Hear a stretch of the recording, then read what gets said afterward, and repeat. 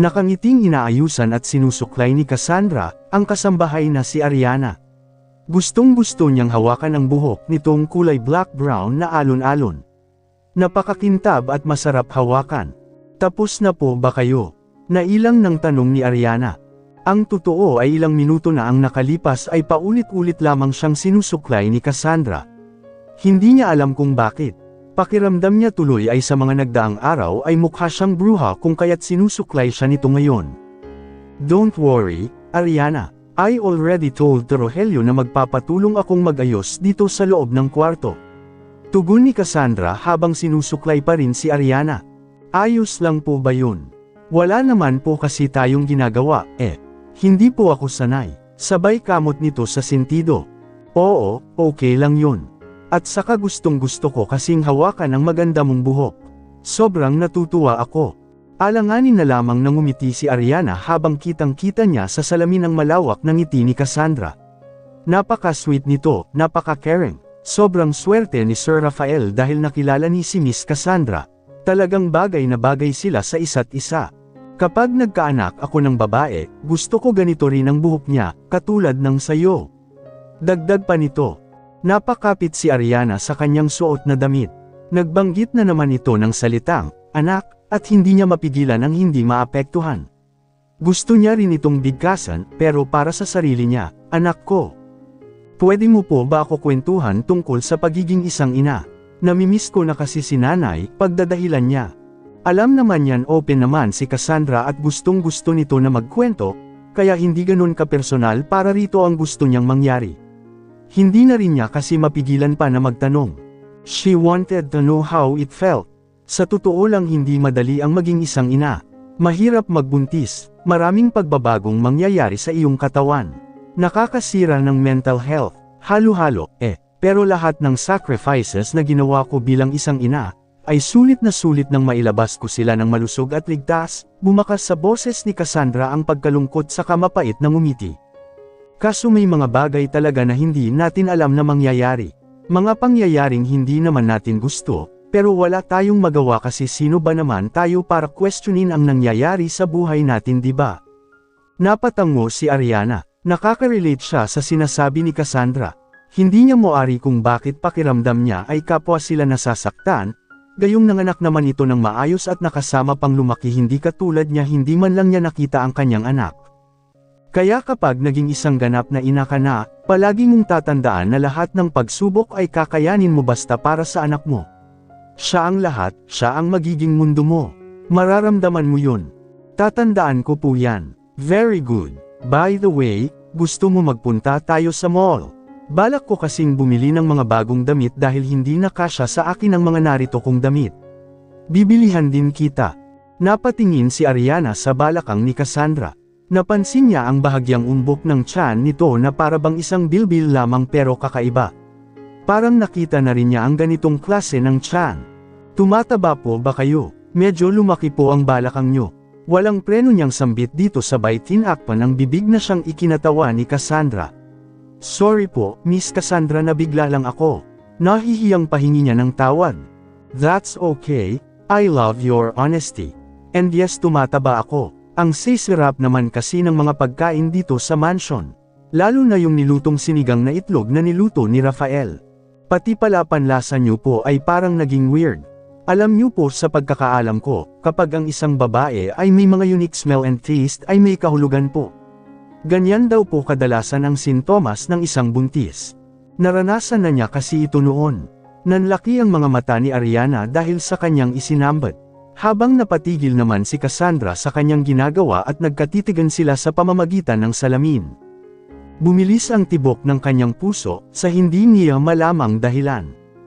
Who's pregnant? Sinong buntis? Sabay silang napatingin sa dalawang lalaki na nagsalita. Mas lalong nanlaki ang kanilang mga mata nang makitang narito si Rafael at Harris. Muling nagkatinginan si Ariana at Cassandra. At saka pilit na ikanalma ni Cassandra ang kanyang sarili. Napatingin naman si Rafael kay Harris nang may halong pagtataka. Bakit pati ito ay nagtanong kung sinong buntis? As far as he knows, hindi naman ito nakikialam sa kanyang problema pagdating sa personal na buhay niya. Bakit nandito ka pa, love? Ang akala ko ay pupunta ka sa site ngayong araw. Alanganin pang ngumiti si Cassandra at ibinaba ang sukle na hawak. Naglakad si Rafael papalapit sa kanya. You can go now. Sambit niya kay Ariana. Tumungo naman ito sa kadali-daling tumayo at lumabas ng kwarto habang nakayuko. Hindi malaman ni Ariana kung ano ang gagawin.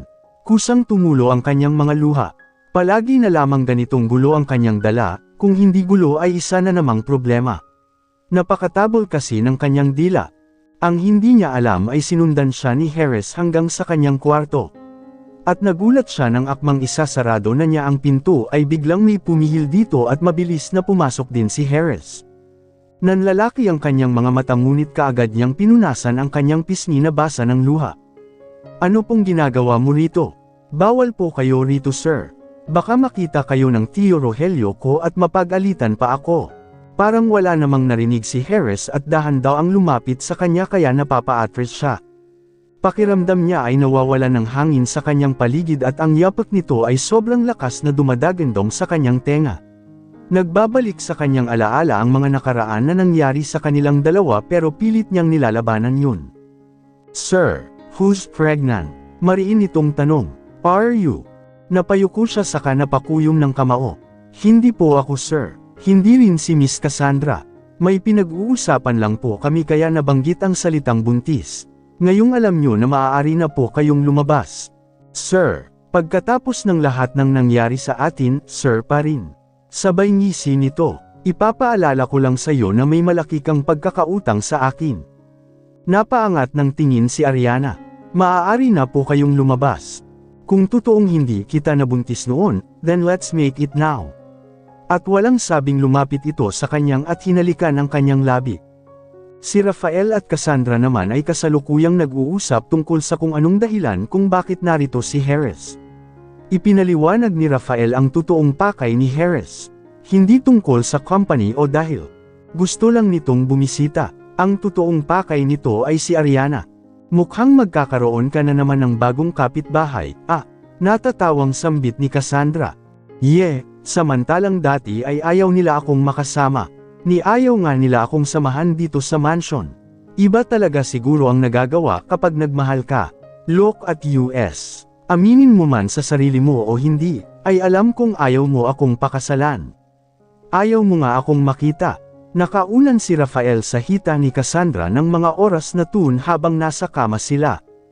Ayoko talaga, kasi para sa akin sapat na ang mga anak ko. Pero nang makita ko kung gaano sila kasabik na malaman na may daddy sila, doon ko naisip na naging selfish pala ako. You are trying so hard just to have my trust and love. Sobrang daming naging pagsubok at hadlang sa atin. Nakakatuwang isipin na nalagpasan natin ang mga pagsubok na yon. Napaisip si Rafael. Totoo ang mga sinabi ni Cassandra.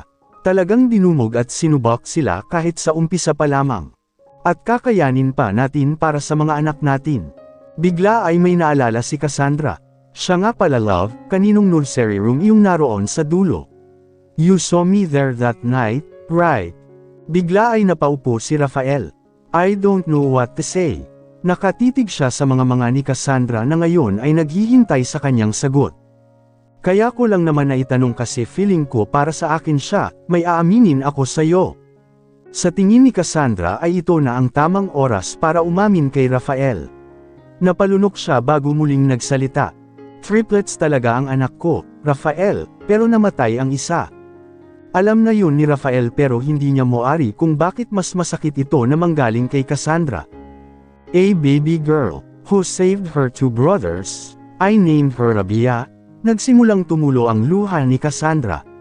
Kinailangan na tanggalin siya kasi nagkaroon siya ng problema sa loob ko, and madadami o maaaring malason si Russell and Richard kung hindi siya tatanggalin. Paliwanag niya.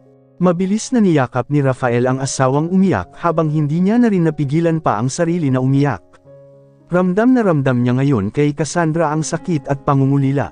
Nasasaktan siyang hindi man lang niya ito nakita at hindi man lang niya nadamayan si Cassandra ng mga oras na yun. Kaya takot ako sa hospital. Naaalala ko lahat ng nangyari simula sa balitang yumunig sa mundo ko noong mga panahon na yon. Hinimas ni Cassandra ang kanyang tiyan.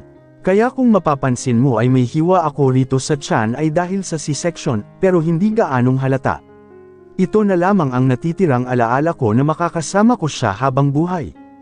Hindi yun masyadong pansinin dahil malit lang ang hiwa at hindi masyadong nagpeklat ang tahing ginawa sa kanya. Magaling lang din siguro talaga ang doktor. I'm sorry, bigla ay nasabi ni Rafael. I'm sorry kasi wala ako sa tabi mo ng mga oras na yon. I'm sorry kasi mag-isa mong hinarap ang masakit na pangyayaring yun. I'm sorry, love, paulit-paulit na sambit ni Rafael dahil nakakaramdam sick ng konsensya. Pakiramdam ni Cassandra ay sobrang mahal na mahal siya ni Rafael para damayan siya ng ganito at halos umiyak din ito habang yakap-yakap siya. Hindi mo naman kasalanan, at isa pa kahit masakit ay tanggap ko naman na. Tanggap ko nang wala na siya at isa na siyang anghel na nagbabantay sa akin. Sa amin ng mga kapatid niya. Humiwalay si Rafael sa pagkakayap kay Cassandra at tinitigan ito sa mga mata. Pinunasan niya ang basang pisngi nito dahil sa luha sa kamarahang ngumiti. He's now looking at his wife like the most beautiful woman in the world, and Cassandra felt that. Now I understand. That room is for you. Twins suggest that to me, but I didn't know the reason why. Pag-amin niya, I thought they expected a little sister. Natawa si Cassandra, nag-e-expect sila o baka ikaw? Ako rin syempre, but going back, can I see her? Isabay na lang din sa pagbisita natin kay Mommy bukas. It's her death anniversary. Ipapakilala ko sa kanya ang pinakamamahal kong babae sa buhay ko ngayon. Sabay himos niya sa pisngi ni Cassandra. Nagsimula namang muling tumulo ang luha ni Rafael. Napaawang ang labi ni Cassandra sa kamahigpit na niyakap si Rafael. Of course love, bibisitahin natin siya. Ipapakilala ko rin kay Rabia ang lalaking nagmamahal sa akin at tumanggap sa akin kung sino ako at ano ang nakaraan ko. Rafael kissed her lips softly.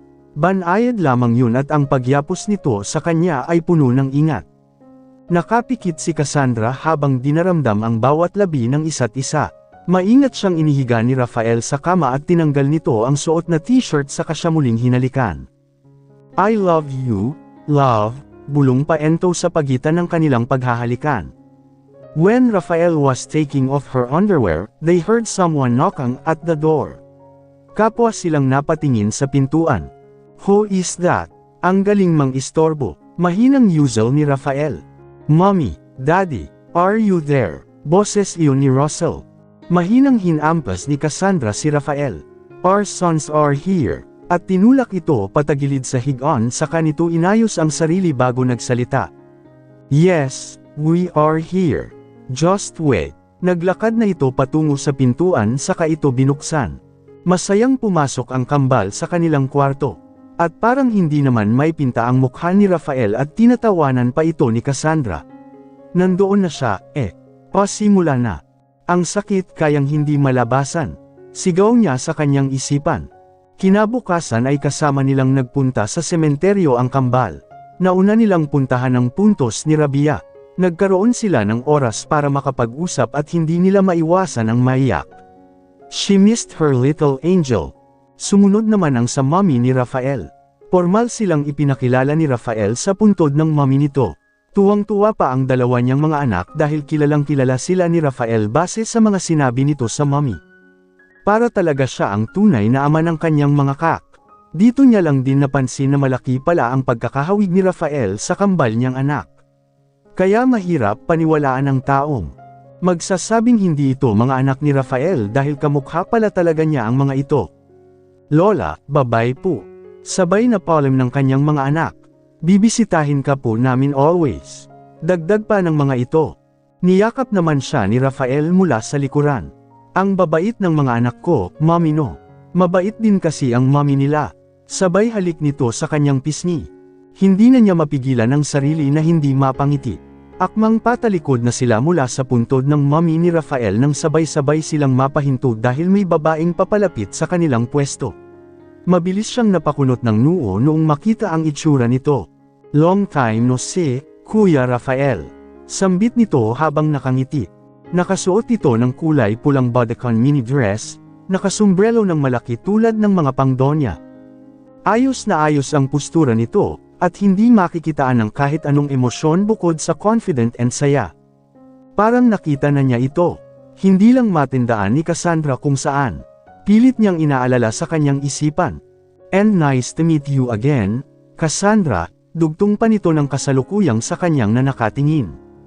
Bakas man sa mukha nito ang masayang poster, pero hindi na itago ng boses nito ang tila ba inis.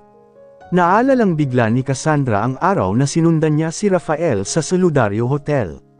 Napatitig siya sa mukha ng babae habang nangingilid ang kanyang luha. Ikaw, nanginginig ang kanyang mga kalamnan kasabay nito ang paglukob sa kanya ng matinding takot. Naroon ito nang sabihin ng babae sa front desk kung sino ang nasa unit ng gabing iyon. At nararamdaman niyang may alam ito sa kanyang pagkatao at sa kanyang nakaraan. What are you doing here, Samantha? Mariin at tila pag-alit na tanong ni Rafael sa babae. What? It's our mother's death anniversary. Oh, you know how I much love her. Oh, stop pretending, can't you? Napalakas na ang boses ni Rafael kasabay nito ang pagtingin ni Samantha sa kambal niyang mga anak. Nang makita iyon ni Cassandra ay kaagad niyang hinapit ang mga ito papalapit sa kanya. Pakiramdam niya ay mas nagiba ang aura nito. Kung noon ay mukha itong anghel sa kanyang paningin, kabaligtaran nito ngayon. Bakit ba hindi niya naisip noon na ito nga si Samantha? Who is she, Daddy? Tanong ni Russell. Daddy, sabay tingin ni Samantha kay Cassandra. Well, I'm she's nothing, son. Let's go. Nahinto sa pagkilos at pagsasalita si Rafael nang mula sa likod ni Samantha ay ang kada rating lamang na balto ng kanyang ama at ng kanyang half-brother si Randall. Napakuyom si Rafael sa kanyang kamao at biglang napatingin kay Cassandra na siyang kasalukuyang nangingilid ang luha. Marahil ay natatakot ito kay Samantha dahil sa naikwento niya kung anong kayang gawin nito. Hinawakan niya ng mahigpit ang kamay nito saka siyang umiti at kumalma. Hindi siya pwedeng magalit nang narito ang kanyang mga anak at asawa. How are you, son? Tanong ng daddy niya sa kanya sabay tingin nito sa kanyang mga anak. I'm good, and we are living. Tugon ni Rafael saka hinawakan si Cassandra sa balikat upang paunahin nang maglakad ang mga ito patungo sa kotse. Noong una ay nahirapang humakbang si Cassandra dahil nanginginig ang kanyang katawan. But she composed herself para sa Connie ang mga anak. Naglakad siya at nginitian siya ni Rafael at tinanguan na para bang sinasabi nitong mauna na sila sa kotse. At ganun naman ang kanyang ginawa. Kasalukuyan na silang nasa loob ng kotse at hindi niya mapigilan ang sarili na hindi mapakali. Kinakabahan siya sa posibleng mangyari. Wala silang ibang kasama, wala si Butler Greg o si Rogelio. Natatakot siya para sa kanilang sitwasyon. Mom, you look so tense. Sambit ni Russell. Are you alright? Hindi nakapagsalita si Cassandra at sa halip ay niyakap niya ang kambal niyang anak. Hindi na niya napigilan pa ang umiyak. She hates herself right now, dahil ngayon ay nakikita siya ng kanyang mga anak sa ganitong sitwasyon. She put down the wall. But she can't help herself. Mom, it's okay. Everything will be okay. Sambit ni Russell at hinihimas nito ang kanyang likuran. Kuya Russell is right, Mom. Hindi man po namin alam ang nangyayari but don't worry anymore. Daddy won't let US hurt. He really loves US. Dagdag pa ni Richard na siyang nakapagpakalma sa kanya. Nang maywan si Rafael ay nakatitig sa kanya ang tatlo habang siya ay nakatitig lamang sa kanilang ama. Hindi niya inaasahang uuwi ito sa araw ng anibersaryo ng kamatayan ng kanyang ina. For so many years, ay ngayon lang nito naisipan bumisita rito. Hindi mo man lang ipinakilala sa akin ang babae mong kasama. Tanong nito at tila may namumuong tensyon sa kanilang dalawa. Napangisi siya. I thought you love formality. Balik tanong niya rito saka napatingin sa paligid. At sa tingin ko hindi naman formal na dito sa sementeryo ko siya ipakilala sa'yo just like mom. Oh, unless mamatay ka muna para ipakilala ko siya mismo sa puntod mo. Nakangiti at nang aasar niyang tugon. Hindi ka pa rin nagbabago. Bastos ka pa rin talaga. Galit na sigaw nito saka dumura sa gilid. I know, Dad. Thank you. And I'm just stating the fact here. Patuloy pa rin siya sa pang-aasar. At hindi ka rin nagbago, Pumalakpak siya. Close ka pa rin dito sa pumatay sa mismong asawa mo. Sabay sulyap nito kay Samantha. What are you talking about? Talagang hindi ka makaalis sa nakaraan. Walang ebidensya at hindi napatuyan.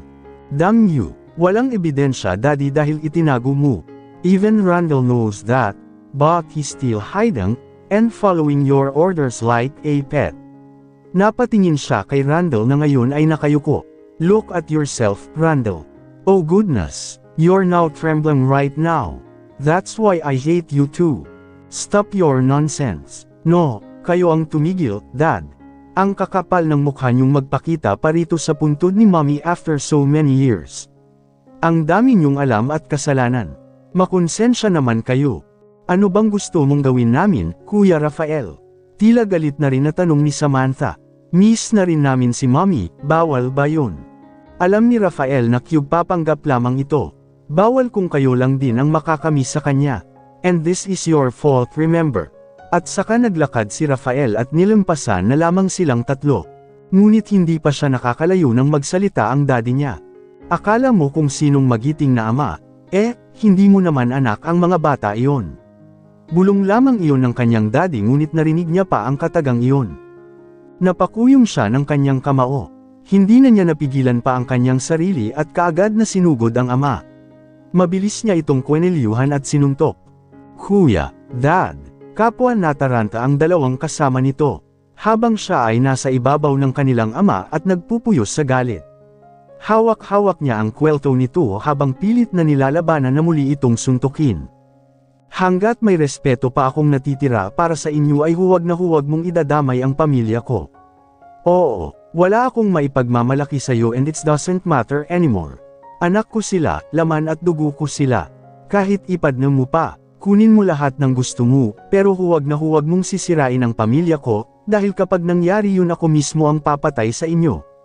Biglang tumawa ng malakas ang daddy nila. Wala kang maloloko rito, Rafael. Alam lahat ng narito kung bakit mo pinakasalan ang babaeng iyon. Balik sigaw nito. Muli ay nilukob siya ng galit. Hindi maitatangging may alam ang kanyang ama sa nangyayari sa buhay niya. Akmang susuntukan niya ulit ito nang marinig niya ang sigaw ni Cassandra. Stop! Stop it, Rafael! Sigaw nito habang tumatakbo. Mabilis siyang tumayo at hindi na niya hinayaan pang makalapit si Cassandra at niyakap na lamang ito saka nagtungo sa kotse. Nakita niya ang kambal na tila kalmado ngunit bakas dito ang pangamba. Niyakap niya ang mga ito saka hinalikan sa noo. I'm sorry, you guys saw that. It will never happen again. Paghingi niya ng tawad sa mga ito. Habang nagmamaneho ay tumawag siya kay Rogelio upang maghanda. Ipinaalam niya rito na narito na ang daddy niya sa Pilipinas at natitiyak siyang sa mansion ito uuwi.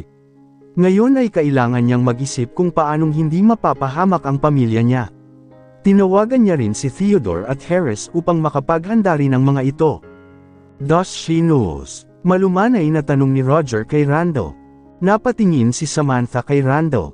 Hindi niya kasi alam ang ibig ipahiwatig ng matandang Roosevelt. Habang si Randall naman ay nakayuko lamang sa kaumiling. Hindi pa niya alam, Dad. Tugon ni Randall, sino ang tinutukoy niyo? At ano ang alam niya? Tanong ni Samantha. Nothing, daughter. Mayroon lang kaming malaking pasabog para kay Rafael at sa asawa niya. Tumikim ang matanda. Mauna na kayo sa kotse at nais kong mapag-isa muna rito. Sige po, Dad. Opo, Dad. Kapwa lumisan ang dalawa at nagtungo sa kotse. Naiwan si Roger mag-isa habang nakatingin sa puntod ng kanyang asawa. Hindi niya maiwasan ang hindi mapaluha. Teresa, mahal ko, miss na kita, napatingin si Roger sa kalangitan. Nakikita mo naman siguro kung gaano nakatapang at katatag ang panganay mo. Napangiti siya, para lang mahubog siya, mas pinili kong maging masama sa kanyang paningin. Ni hindi ko nga alam kung tama ba ang naging desisyon ko. Guide me, sa mga susunod pang mangyayari. Hindi na napigilan pa ni Roger ang hindi mapaiyak. Hindi totoong taon na siyang hindi bimibista sa puntod ng kanyang asawa. Ang hindi alam ng kanyang mga anak ay buwan-buwan siyang bumibisita rito dahil sa pagkamis niya sa asawa. Nagpapakalat din siya ng mga maling balita, katulad ng may bago na naman siyang asawa, may anak na naman siya, maraming babae at kung ano-ano pa. Gusto niyang matuto si Rafael na tumayo sa sarili niyang mga paa. Noong nabubuhay pa ang mommy ni Rafael, ay mahilig itong tumakbo sa responsibilidad, palaging takbuhan ng kanya na mayapang asawa. Kaya noong mamatay ito ay parang nawalan din ito ng buhay. Totoong alam niya nga ang tungkol sa ginawa ni Samantha.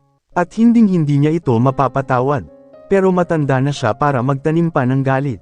Noong una ay gusto niya itong ipakulong pero nang mabasa niya ang sulat ng will at testament ni Teresa ay nagbago ang isip niya. Hinayaan niyang lumipad si Rafael kahit bali na ang pakpak nito.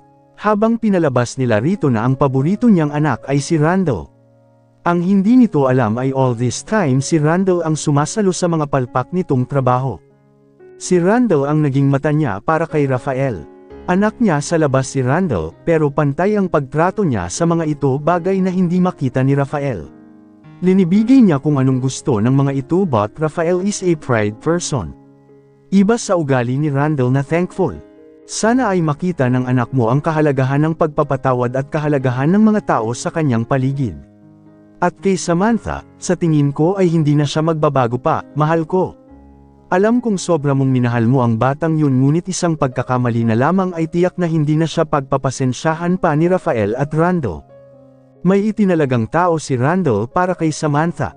At ayon sa informant ay patuloy pa rin itong nababaliw kay Rafael at handa pa rin itong gumawa ng masama. Hindi naman sana mangyayari ang lahat ng ito kung hindi rin dahil kay Rafael. Hindi niya malaman kung saan siya o ang asawa niya nagkamali sa pagpapalaki sa mga ito. They give love, peace, and wealth. Mahal ko, alam kong ayaw mo silang magkakasakitan, pero gusto kong makita nila ang kanilang pagkakamali, kahit si Randall na ngayon ay sa tingin ko'y may nararamdaman para sa babaeng minamahal ni Rafael. Nang makarating si Randall at Samantha sa kotse ay pinigilan ni Samantha si Randall na pumasok sa loob ng kotse. Hindi kasi maalis sa isip niya nang sinabi ng matandang yun tungkol sa malaking pasabog. Aba, dapat lang alam niya. Anong malaking pasabog ang sinasabi ni Daddy? Direstyahan niyang tanong kay Randall. Seryosong tumitig si Randall kay Samantha. Daddy said it's nothing. Hindi niya sinabi sa iyo meaning ayaw niyang ipaalam. At saka huwag ka nang makialam, dahil plano niya yun. Ikaw din naman ang magbe-benefit sa huli noon. Napakuyom ng kamao si Samantha. What kind of benefit, ha? Paninigurado ni Samantha, para alam niyang hindi siya dino-double-crossed nito. It's good. Daddy will crush Rafael and Cassandra's relationship. You just need to wait and be patient. Can you do that? Napangiti ng malawak si Samantha. After all these years ay sa kanya pa rin talaga kampi ang matandang Roosevelt.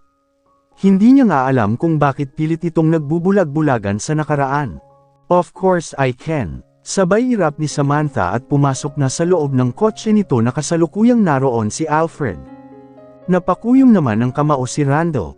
Galit siya sobra kay Samantha, dahil nagawa nitong patayin ang tumayo nilang ina.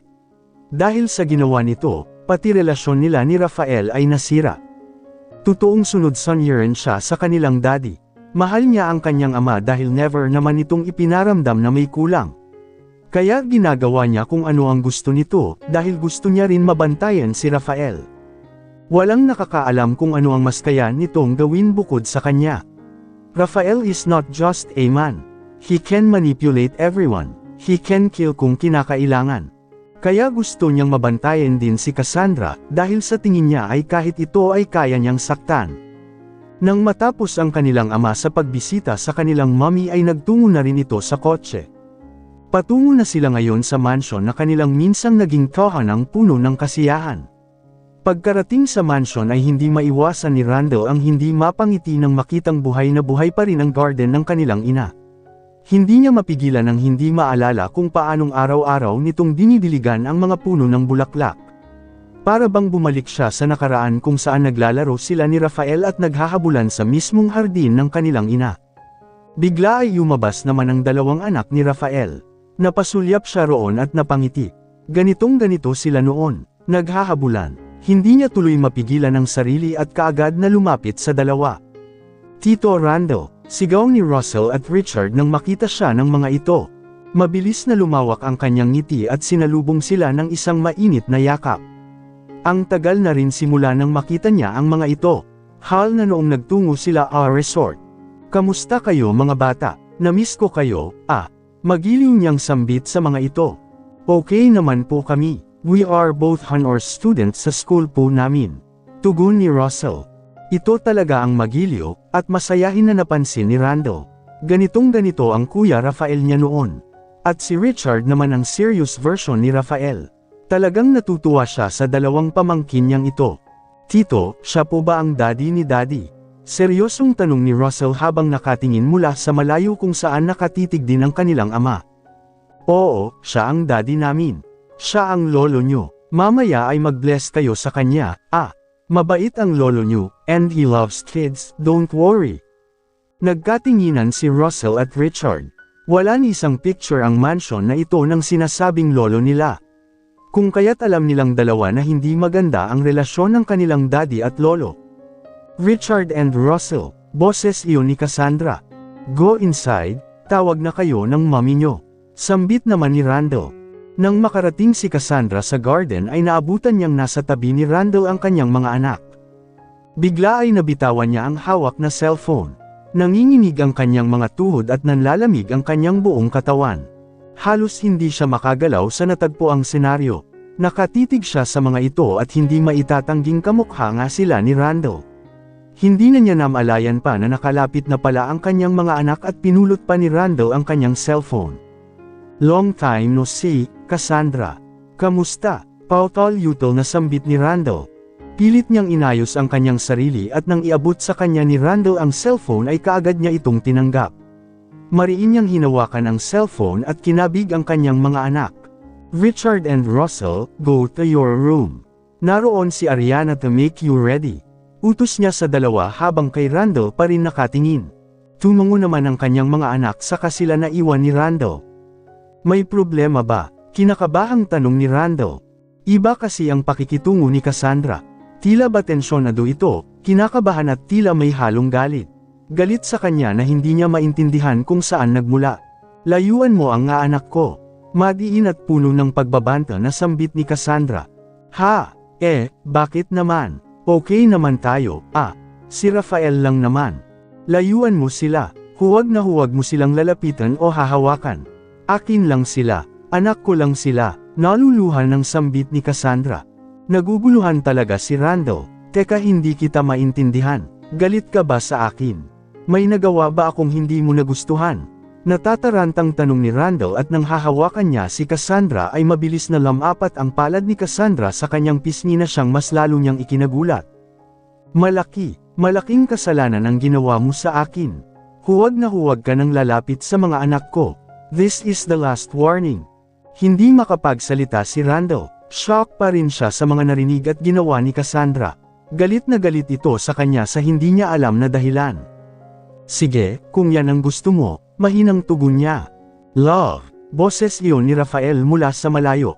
What's the problem here? Tanong nito habang papalapit. Mabilis na pinunasan ni Cassandra ang kanyang pisngi at inayos ang kanyang sarili. Hindi nito pwedeng makitang umiiyak siya dahil tiyak na magtatanong ito. Ganon din ang ginawa ni Randall, ayaw niyang mas lalo pang lumaki ang nangyaring pagsampal sa kanya ni Cassandra. Love, sabay hawak ni Rafael sa kanyang bewang na siyang ikinagulat niya at napaigtad siya. What's wrong? Tanong ulit nito sabay tingin kay Randall.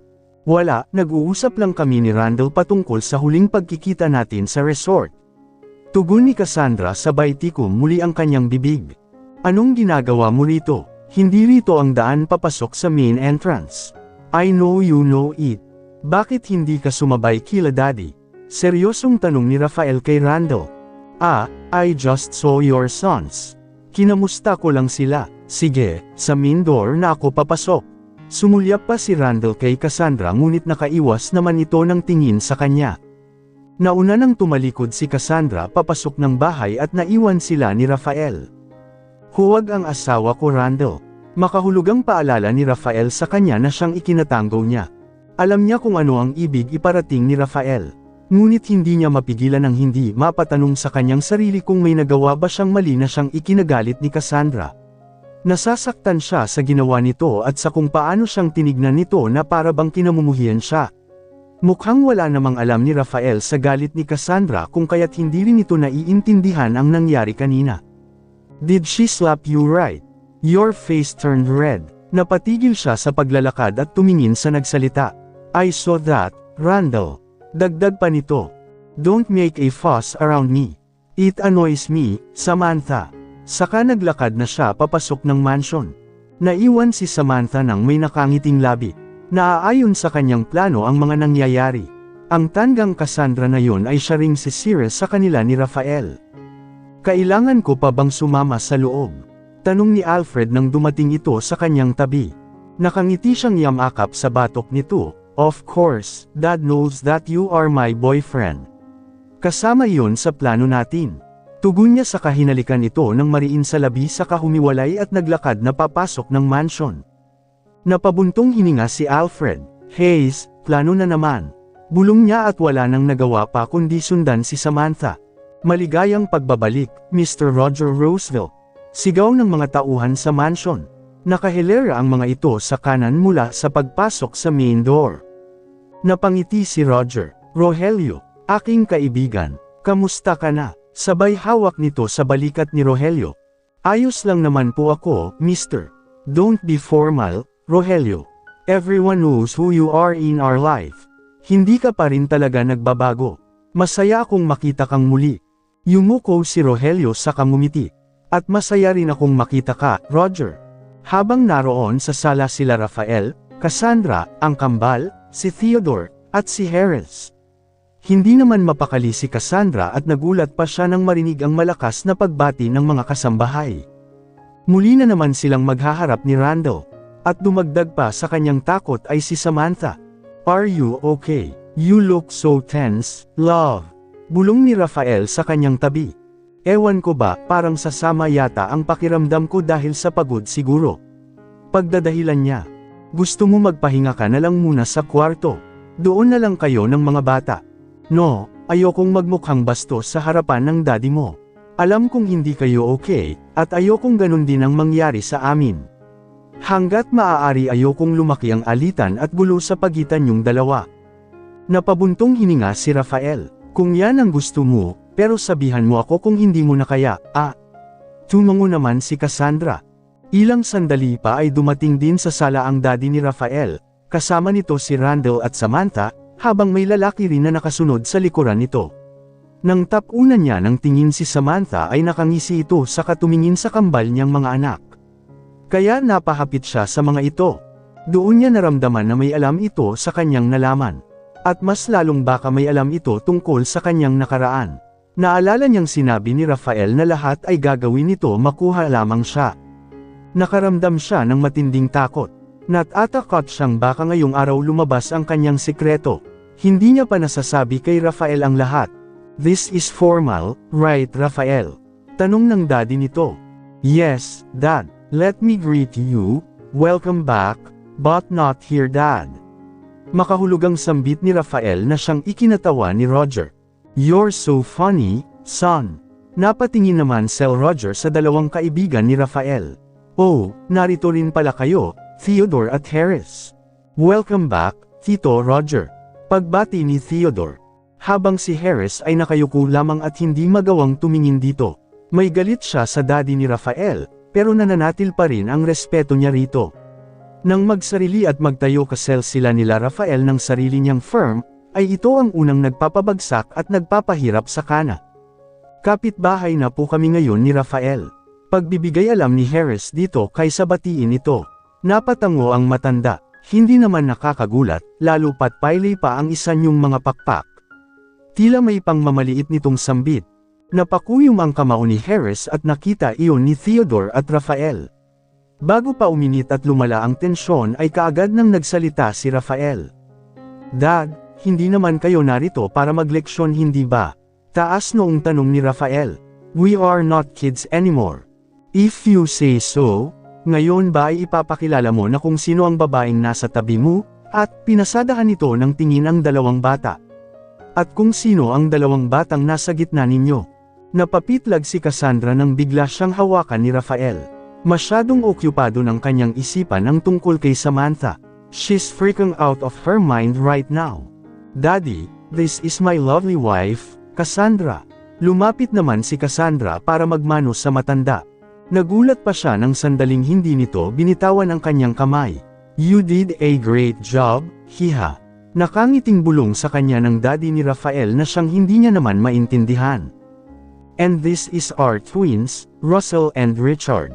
Nakangiting lumapit ang dalawa sa matanda at nag-bless dito, katulad ng kay Cassandra ay hindi rin kaagad binitawan nito ang mga kamay ng kambal at pinakatitigan ang mga ito sa kanilang mga mata. Napakapit ng mahigpit si Cassandra sa braso ni Rafael. Don't worry, Daddy will think twice bago niya saktan ang mga anak natin. Bulong at pagpapakalma sa kanya ni Rafael. Dugong Roosevelt talaga ang namamayagpag sa kanilang dugo. Sambit ni Roger sa kanyang isipan sa kabinitawan ng kamay ng kambal.